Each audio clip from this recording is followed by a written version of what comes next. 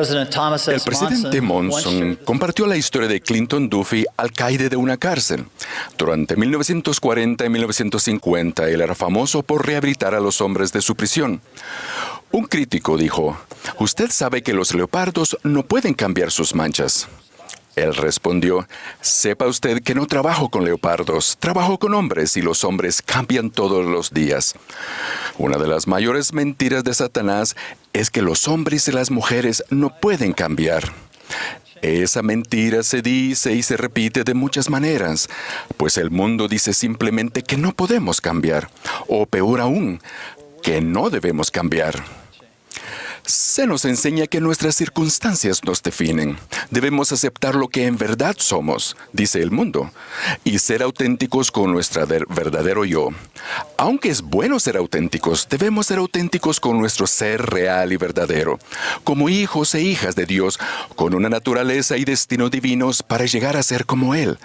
Si nuestra meta es ser auténticos con esa naturaleza y destino divinos, entonces todos tendremos que cambiar. La palabra cambio en las Escrituras significa arrepentimiento. El presidente Nelson dijo: «Demasiadas personas consideran el arrepentimiento como un castigo, algo a evitarse excepto en las circunstancias más graves». Cuando Jesús nos pide a ustedes y a mí que nos arrepintamos, nos invita a cambiar.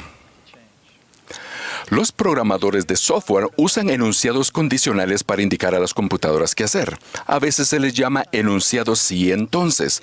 Por ejemplo, si X es verdadero, entonces haga Y. El Señor también opera por condiciones de fe, de rectitud, de arrepentimiento.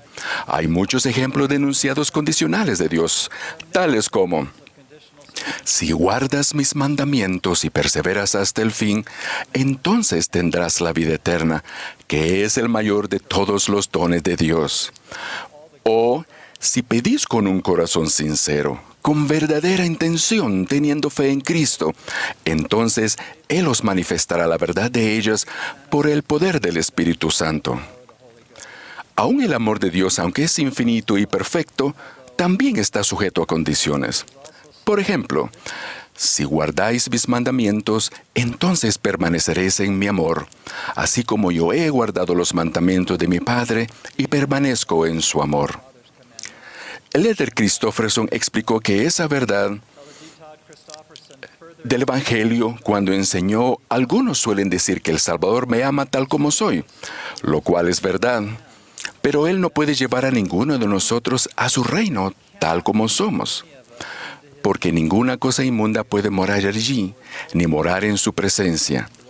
Primero hay que resolver nuestros pecados.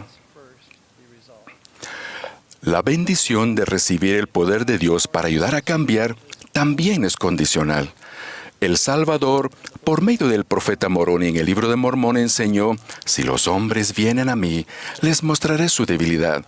Doy a los hombres debilidad para que sean humildes, y basta mi gracia a todos los hombres que se humillan ante mí. Porque si humillan ante mí y tienen fe en mí, entonces haré que las cosas débiles sean fuertes para ellos». Observemos lo que el Señor nos enseña. Primero, dice que da a los hombres y a las mujeres debilidad, en singular, lo cual es parte de nuestra experiencia terrenal como seres caídos o carnales. Nos hemos vuelto hombres y mujeres naturales debido a la caída de Adán, pero mediante la expiación de Jesucristo podemos vencer nuestra debilidad o naturaleza caída. Luego dice que su gracia es suficiente y que si nos humillamos y tenemos fe en Él, entonces Él hará que las cosas débiles, en plural, sean fuertes para nosotros. En otras palabras, a medida que primero cambiemos nuestra naturaleza caída, nuestra debilidad, entonces podremos cambiar nuestro comportamiento, nuestras debilidades. Repasemos los requisitos para cambiar de acuerdo con el modelo del Señor. Primero, debemos humillarnos. La condición del Señor para cambiar es la humildad.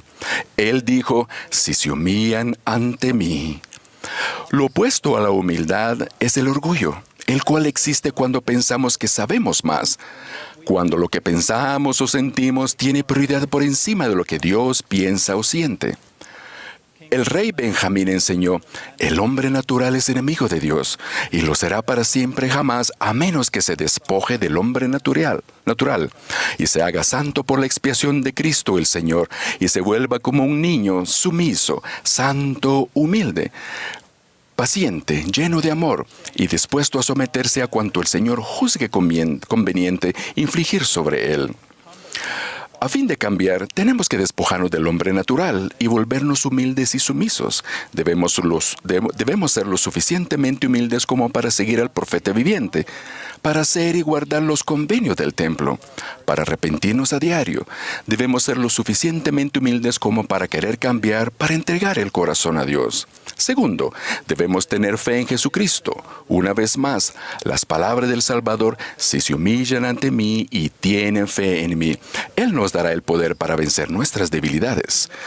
La humildad junto a la fe en Jesucristo nos permitirá acceder al poder habilitador de su gracia y a la plenitud de las bendiciones disponibles gracias a su expiación. El presidente Nelson enseñó que el verdadero arrepentimiento comienza con la fe en que Jesucristo tiene el poder de purificarnos, sanarnos y fortalecernos. Es nuestra fe la que activa el poder de Dios en nuestras vidas.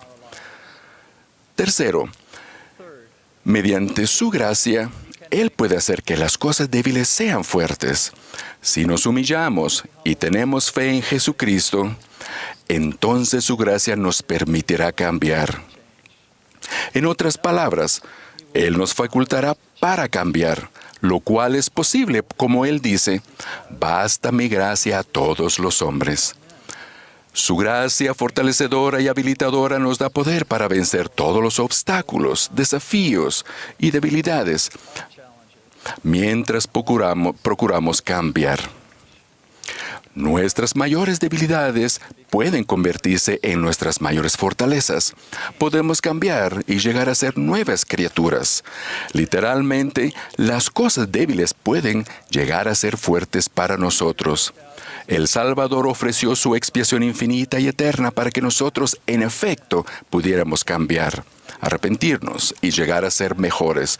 En verdad podemos nacer de nuevo y vencer hábitos, adicciones e incluso la disposición a obrar mal. Como hijos e hijas de un amoroso Padre Celestial, en nuestro interior tenemos el poder de cambiar. Las Escrituras están llenas de ejemplos de hombres y mujeres que cambiaron. Saulo, quien era un fariseo y activo perseguidor de la iglesia cristiana primitiva, llegó a ser Pablo, un apóstol del Señor Jesucristo. Alma era sacerdote en la corte del inicuo rey Noé y oyó las palabras de Abinadí. Se arrepintió plenamente y llegó a ser uno de los grandes misioneros del Libro de Mormón. Su hijo Alma pasó su juventud tratando de destruir la iglesia. Estuvo entre los más viles pecadores, hasta que tuvo un cambio en el corazón y llegó a ser un poderoso misionero por su propio esfuerzo. Moisés fue adoptado por la familia del faraón y se crió en medio de lujos como un príncipe egipcio, pero cuando llegó a comprender quién era realmente y aprendió su destino divino, cambió y se convirtió en el gran profeta legislador del Antiguo Testamento.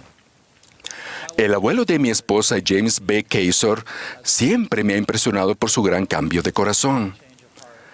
Él nació de fieles pioneros santos de los últimos días en el Valle del Lago Salado en 1906. Perdió a su madre a temprana edad y tuvo dificultades en su juventud. Pasó su adolescencia y como joven adulto alejado de la iglesia, adquiriendo una serie de malos hábitos.